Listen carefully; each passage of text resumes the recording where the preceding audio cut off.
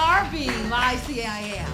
At the very center of our being. They're not singing about a God outside of you, but they're singing about a power within you that's all-knowing, that's able to do exceedingly and abundantly above and beyond the beyond what you can imagine.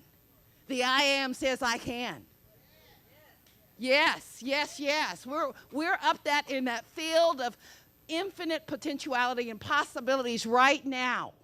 We're held up there. We're up there in this collective consciousness, knowing that all things are possible.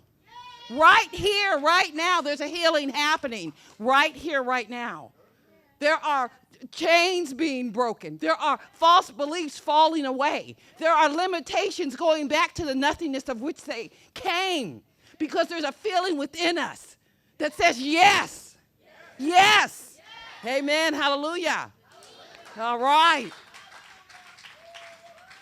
It's good. It's good. We know that our loved ones are enveloped in the same holy energy. That healings are happening everywhere. Financial healings happening. Right here. Right here. Well, let's get on with business. Whew. So we're just going to go a little bit higher. Is that all right with everyone? Yeah. Yeah, because we have a gift today. We are just truly, truly here in a place of blessedness. And so it is my honor to introduce our guest today, Reverend Kevin Cottrell Ross.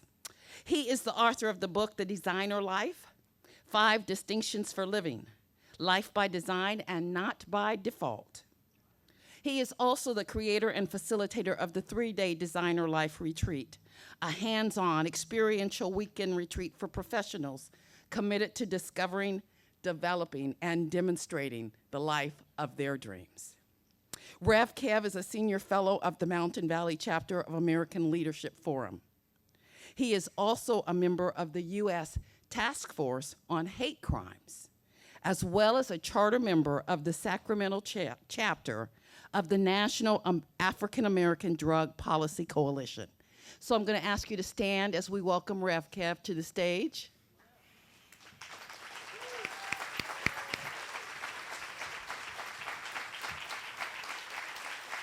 Thank you. Thank you. Where is that? What's the young lady's name who sang just a minute ago with the New Thought Gospel Choir? Where? Melanie, where are you, babe? I am. That's going to be going on for the rest of my life. Am. Give her another big God bless you. The New Thought Gospel Choir, give them some love. All of the practitioners who are serving today, let's love on them a little bit. Let's rise back up again. Come on, let's rise up one more time.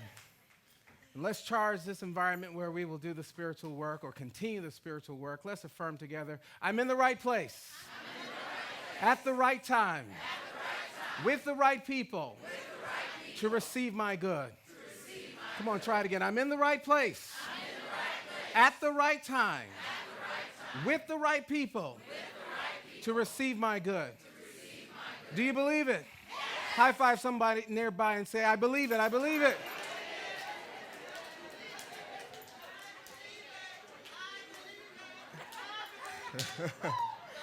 You may be seated if you believe it. Give yourselves a hand. I am so thrilled to be with you here today. What a wonderful, amazing spiritual community you have here. Give yourself some love for that. Oh, the energy is primed and ready. I just want to take off and just fly through the roof. But I've got to say something since I'm standing here. What a consciousness, what a marvelous consciousness, and what a phenomenal facility you have. And all of the wonderful people who are in service today, just be grateful for what you're creating here. Something wonderful is occurring at the Center for Spiritual Awareness. And I'm so grateful. You know, it's good when preachers can go to church. All right? See, we do church every week. But to come here and to be with you is me. I'm going to church. I'm in the spiritual community. I'm getting my spiritual batteries recharged. And I'm very grateful for this. I just want to say what's happening here today. It's unprecedented, really, what's occurring today.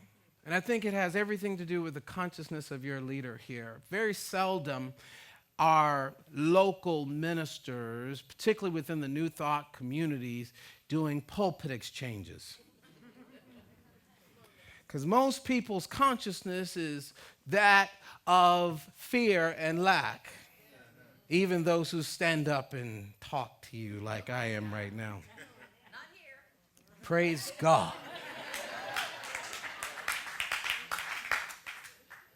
Afraid that somebody's going to take something from them. But Reverend Georgia and I are committed to giving something to you.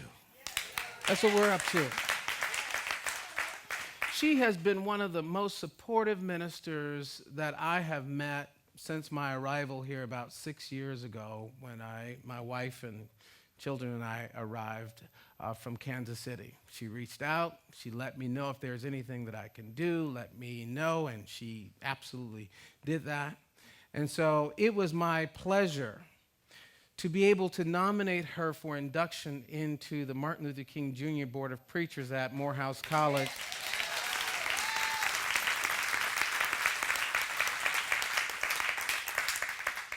Because she is the real deal. Morehouse happens to be my undergraduate alma mater, and so I sit on a board that allows me to spot people who are about it, who are not just talking the talk, but who are, come on, walking the walk. And so walking the walk right about now in my pulpit is your senior minister, and I know she's over there turning it up and out and everything else, and so we're being blessed at Uni of Sacramento. This morning, I want to talk to you from the idea, your permission to shine. Can we say that together? Come on, in the first person. My permission to shine. You know, there is this idea in the race consciousness, the world mind, that we are here to conform. In fact, the world is busy trying to get us to fit in, to be like something or someone else. Ever have that feeling? That you're supposed to conform and try to fit in, squeeze in. But the fact is that you and I were not meant to fit in. We were meant to stand out.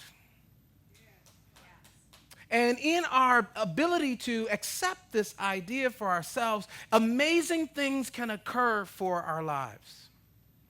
Over my travels throughout the country in different parts of the world, I have encountered people who struggle with this very thing. Well, if I stand out, if I appear, people may not like me. If I appear, I may be rejected. If I appear, somehow or other, I might get out there and fail. If I appear, if everyone knew who I truly was, the world might not be such a friendly place. Anybody know what I'm talking about? Oh, yeah. So what happens if all of us took on this idea? Seeking to be carbon copies of somebody else, folding ourselves and tucking ourselves away from the truth of who we really are. What kind of bland, gray world would we live in? When I was growing up in these teachings, I heard a powerful idea. It has stayed with me since I was 6 years old in Sunday school. And it occurred to me that it had attached itself to me. You ever get an idea and just kind of melt into your soul? And at a moment, it comes up in you. I'm in the first grade at George Pullman Elementary School on the south side of Chicago. Any Chicagoans in here? There's my one Chicago homegirl way in the back. Over there. All right, Chicago. All right. All my Chicago people. I'm in the first grade, and my elementary school teacher, we're sitting down, and my elementary school teacher ask us to introduce ourselves. Tell us your name and something about yourself. So it finally comes down to little Kevin Ross, and I stand up and I say, my name is Kevin Cottrell Ross, and I'm a unique, unrepeatable miracle of God. In the first grade. The teacher looked at me and said, oh, it's going to be a long year with this one. Come on, let's take that affirmation. Point to yourself. I'm a unique, unrepeatable miracle of God. Come on. I'm a unique, unrepeatable miracle of God. What if this was my attitude about life? What if I recognize that I'm not here to be someone's carbon copy, but I'm here to be an original? And in that originality, I have something unique to bring to the world that is not here and that cannot be here if I am not participating in revealing it on the planet. What if I really accepted this idea like for real? Certain things would be impossible.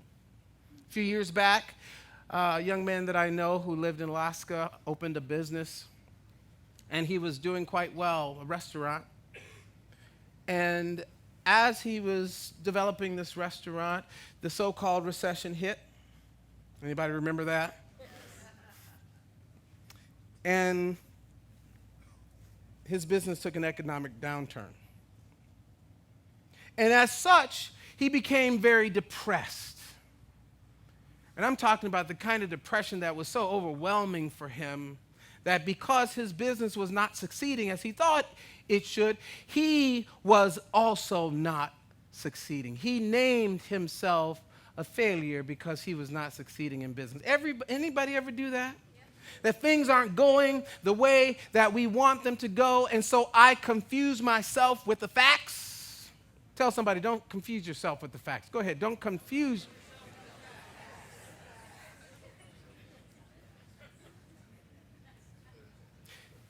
No one was around to speak to him about who he truly was. He didn't grow up with this idea that he was a unique, unrepeatable miracle of God, that he had something unique to offer to the planet that could not happen by anybody else but him.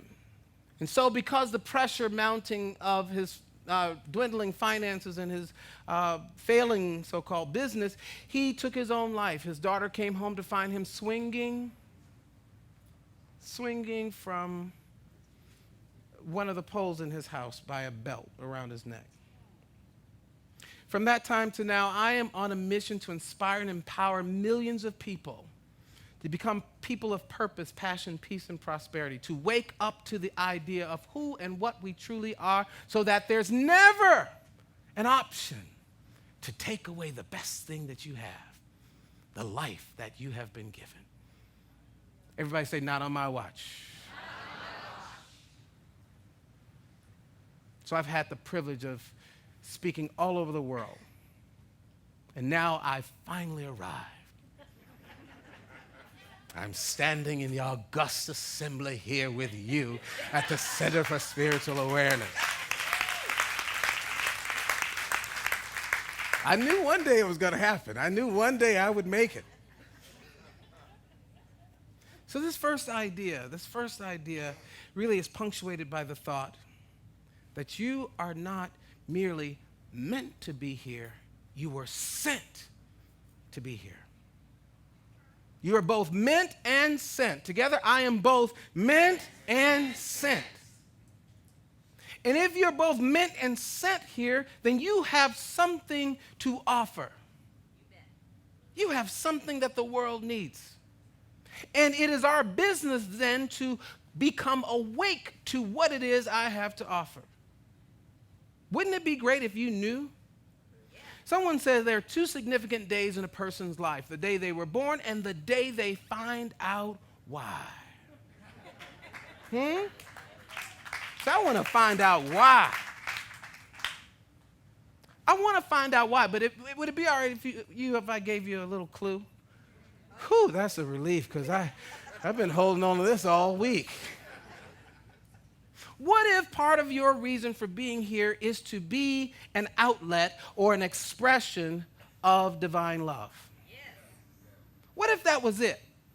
Great. And then you figured out how to put your unique spin on being an expression of love. Hey, Franklin, how you doing? To be a unique expression. I'm just seeing folks, loving it. But to be a unique expression of love. Because some of us sit inside of the anxiety of not knowing. And so since we don't know, we allow ourselves to be stuck and immobile. And rather than become powerful contributors to the world, we become fans and followers. Did you hear me? Yes. But I say you've got something special. And the time is now for us to dig deep into that discovery. I'm thinking about a young lady. Oh, let's change the story this service.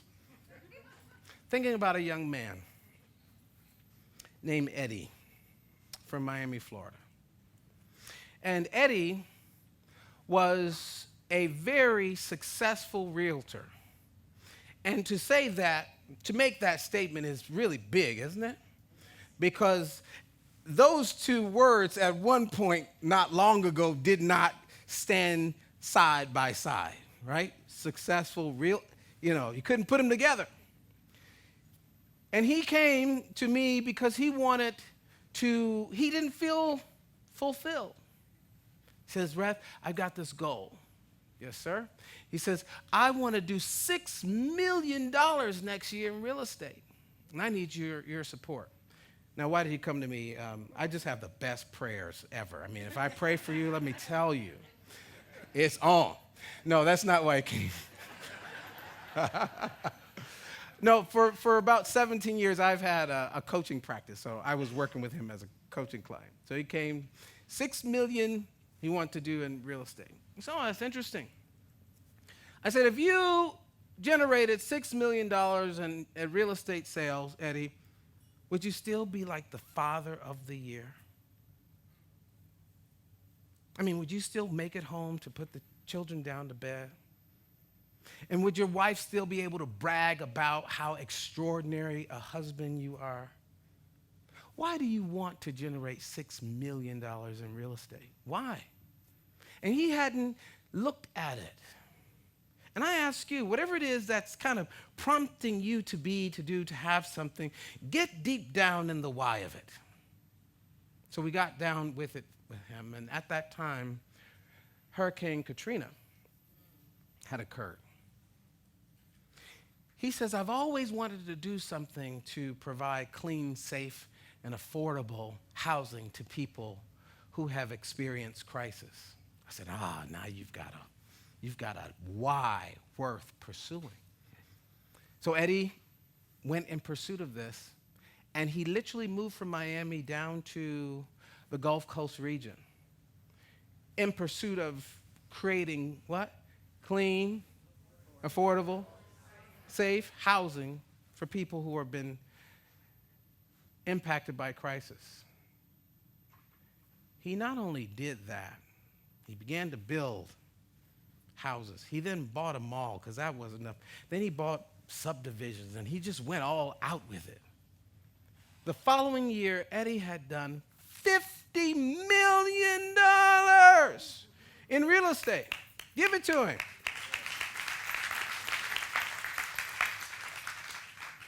And I want to teach him about the principle of tithing. I just, did you tithe? No. Okay. Just wanted to get right in there with him, But because you are meant and sent, if you align yourself with a powerful purpose, something bigger than yourself, something that larger than your small, seemingly menial needs. If you get yourself hitched to something great, then you make room for the sender to lift your sails. However you identify the sender, say, sender, lift my sails. Sender, lift my sails.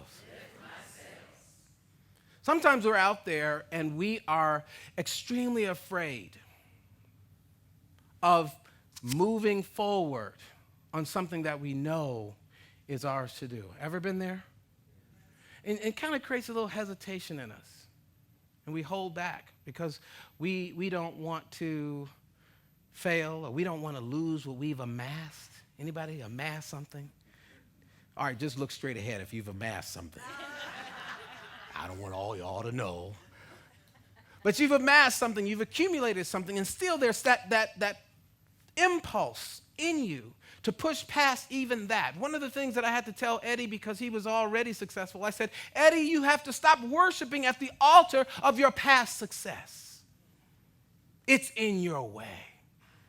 Sometimes you have to take a sledgehammer even to your successes, because they become obstacles, because you allow yourself to become stagnant, because I've been there, come on, and. But if you are still here inhaling and exhaling, and you have life flowing in and through you, you're not done yet. Are you following me?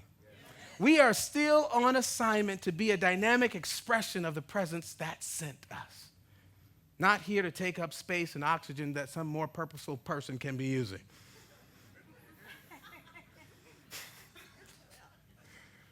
I did say that out loud, didn't I?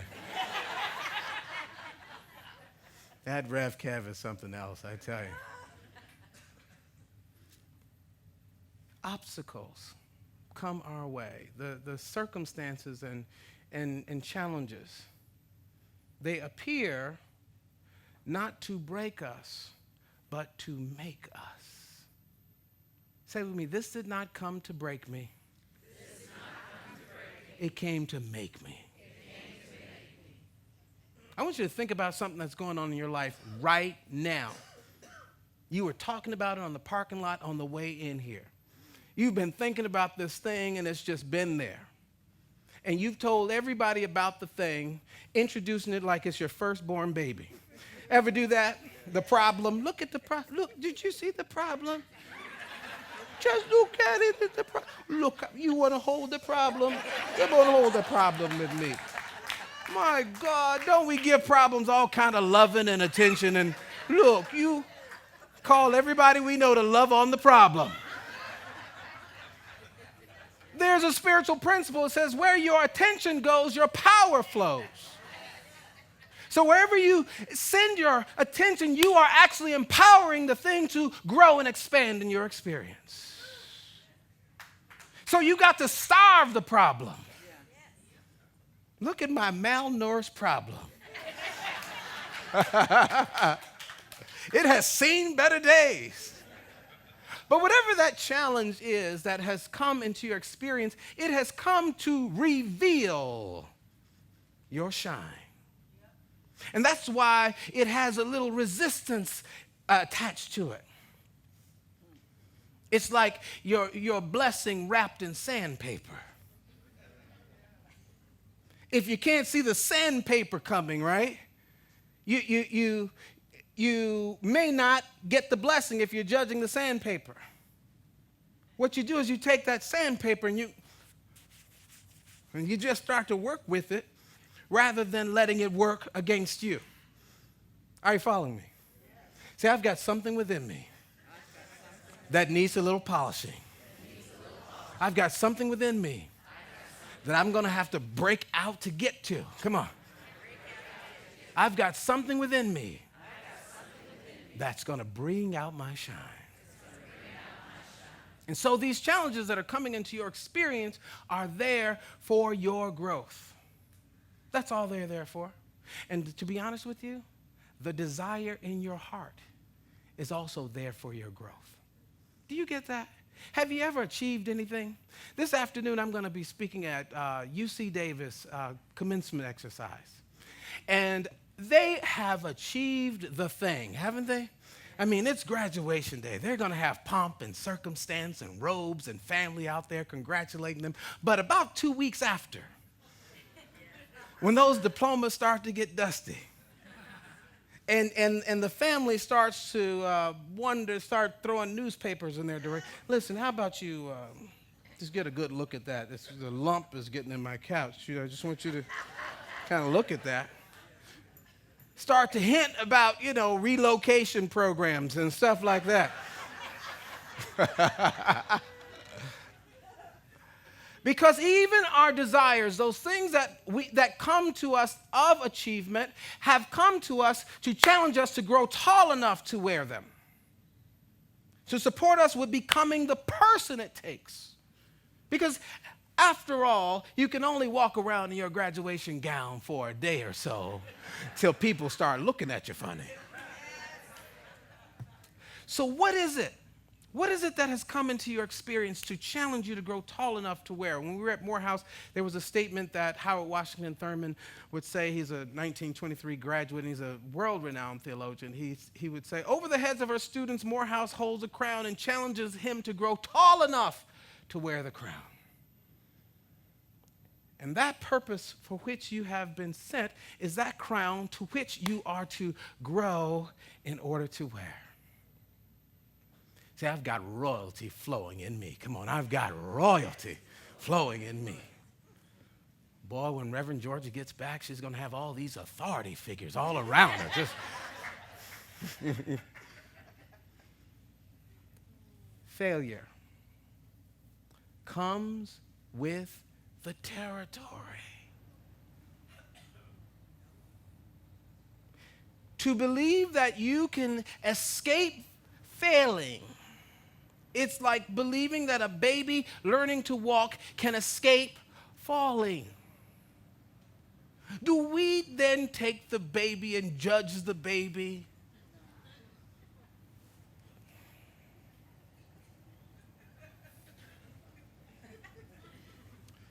Two weeks old, ain't got nothing going on for me. I don't know what's the matter with kids these days. When I was coming up, we were walking by 3 weeks. 4 weeks, we're helping mom bring in the groceries. 6 weeks, I had a job. Failure is information that is designed to support you with making an adjustment. What is failure? Come on. Information. That's all it is. That is designed to support you with making adjustment. That's it. I could either take the experience of failing and name myself a failure and park my life, or I can remember that I am sent to be here. I can return to the sender and let the sender give me some information out of this seeming failure. Have you got it?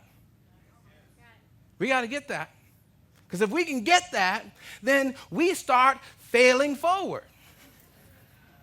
I'm looking forward to my next failure. I'm currently writing a book, and I'm very excited about this particular book. I've been working on it for a while, and I've gotten it, the fantastic book proposal and all of that, and I'm going through the process. I have coaches working with me. Jack Canfield just sent me the foreword to the new book. It's getting really exciting. And then I went to approach some of the publishers and agents and all of that, and I got my first 2 rejection notices. Yes! They don't know who they were rejecting, though. I didn't take that personal. You know what I did?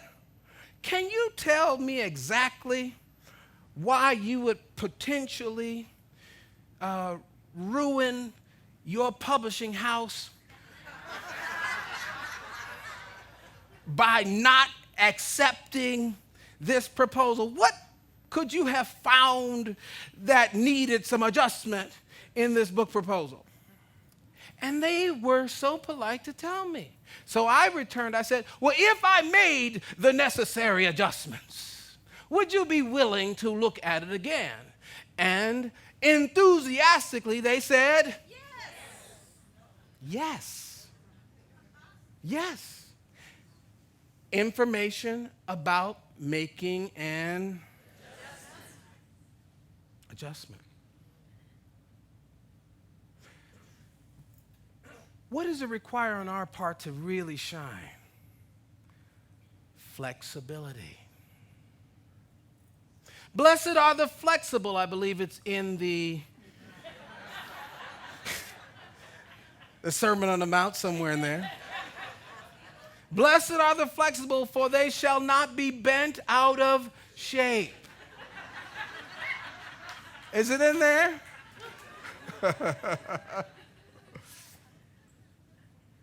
I'm open to being flexible. I'm open to being malleable. I'm open to wrapping it up. Wow, I was just getting into it. Flexibility opens up possibility. If you're willing to be flexible, you will achieve the things that you were sent here to achieve. I'm going to close with a story. Is that okay? And I'm going to land the 747. I'm just going to bring it down. See, some of us are helicopters and some of us are 747s. 747 need a little runway just to get started before. Some helicopters just go straight up and down. I just need a little takeoff room, that's all. I'm flying now. I'm bringing home. I had one of those big dreams. I wanted to go to the Parliament of the World's Religions in 1999, where President Nelson Mandela and His Holiness the Dalai Lama would be speaking. And I felt something compelling me to go. Go. Turns out I just happened to be penniless, fresh out of college. But I continued to move with this impulse that was compelling me to go. And so I went to church and I met with my minister and I told my minister, is there anything I can do to be of service to you this summer? My minister said to me, sure, I've got this conference that they want me to go to. I'm not going to South Africa, but they want me to host a breakfast for the clergy. And I don't have time for that. I said, well, I'll take on the project for you. Let me plan it. I will plan everything and make sure that you just get to stand there and look great. Ever do that for Reverend Georgia? You put it together, she stands there and look great. You know how it is. So I put it all together. And after it was over, my minister looked great. And I just put a small closing prayer on there for me. Just this, a little tiny small prayer, the end of it. But it was the prayer of a lifetime. I thought I was like praying to open up the sky. I wanted something to happen. So I prayed. And after it was over, people are mingling around, and the president of the parliament comes up to me and he says, young man, are you planning to attend the parliament? I said, well, I have to check my schedule and see if I'm available. He says, well, if you would like to go, I would love to offer you a scholarship. I said, well, I just happen to be free at that time. He says, okay, great. And do you have any friends like you about your age? We need more young people like you to participate in the parliament. I said, if I don't, I'll bake some in the oven like the gingerbread cookies, but I'll get some to go. Off we went to South Africa. And on the plane there, I'm sitting with my 14-year-old mentee, and I say to him, of all the people coming in and out of South Africa, I'm going to get to shake President Nelson Mandela's hand. I'm going to shake his hand. And of course, he was going to be speaking in the 6,000-seat auditorium, and so there was really no guarantee that I was to be able to do this. But something kept pushing me to have this date with destiny. And so we arrive at the stadium where this big event would be held. And as I get there, I'm walking in, heading up the front aisle, is Michael Beckwith and Ricky Byers. I said, Reverend Michael, what are you doing? He said, Rev Cav, good to see you. I said, what are you doing here? He says, I'm here to present an award to President Nelson Mandela. I said, I would love to meet President Mandela. He said, it's done. Now, he said it's done like, attaboy, way to go, keep the faith.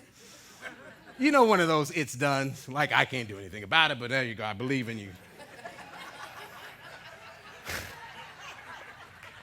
So oh, you've done it now. You've done it once or twice. I'm not the only one, right?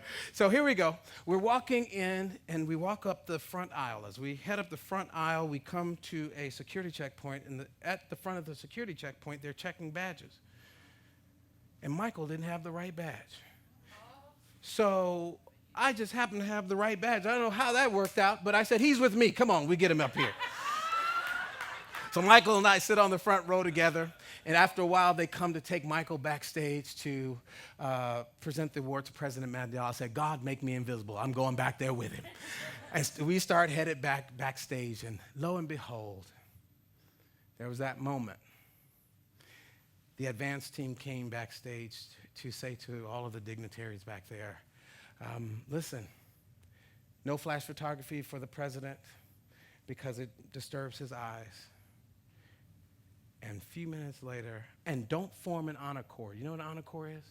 That's when you line up to greet a dignitary. Don't form an honor corps. He's had a long day. President Mandela walked in the room. Everybody formed an honor corps immediately. You just had to do it. President Mandela walked in the room. And he eventually came down that line and got to me and shook my hand, and I shook his hand. And I looked in his eyes as Africa's favorite son was there. His eyes were not dimmed. They were glowing, and he was generous, and he moved on. So now I've met the president, and I'm feeling like I have followed a dream, and something said to me, it's not over. What if that was enough? But sometimes when you get deep into what you were destined to have and be and do, the presence reveals a conspiracy. I have more in store for you. So I look across the room. Michael is standing there with this other person. I say, Michael, I noticed that you all don't have any youth president on the delegation to present the award to President Mandela. I said, you know, I'm a part of the World Season for Nonviolence. I think I should help present the award to President Mandela. And so he says, Kev, you're pushing it. He was absolutely right. Persist until spirit happens. P-U-S-H. Persist until what? Spirit. Lo and behold, he says, that's the guy in charge. Go and ask him. I said, very well. I asked the man in charge. We had just met 2 weeks ago in New York. And he says, Kevin, it's done. So the next thing you know, my friends tell me this part. They said, we don't know where Kevin went, but the next thing we know, we see him standing on stage like Forrest Gump, walking out there, presenting this award to President Nelson Mandela in front of 6,000 people at the Parliament of the World's Religion.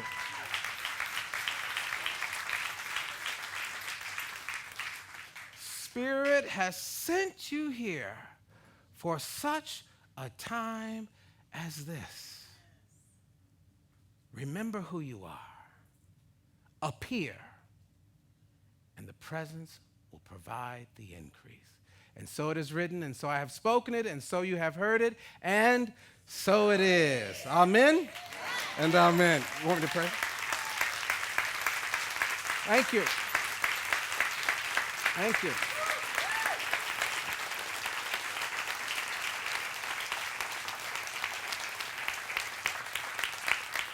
The Rev put down the hook.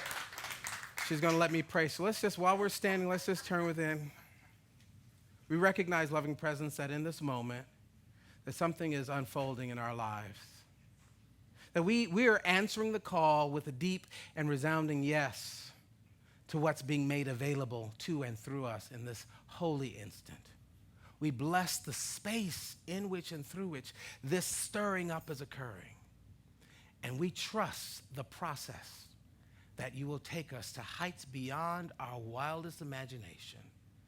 We let it be, we call it good, and send this forth out into the law, trusting that it cannot return to us void. And so it is. Amen and amen.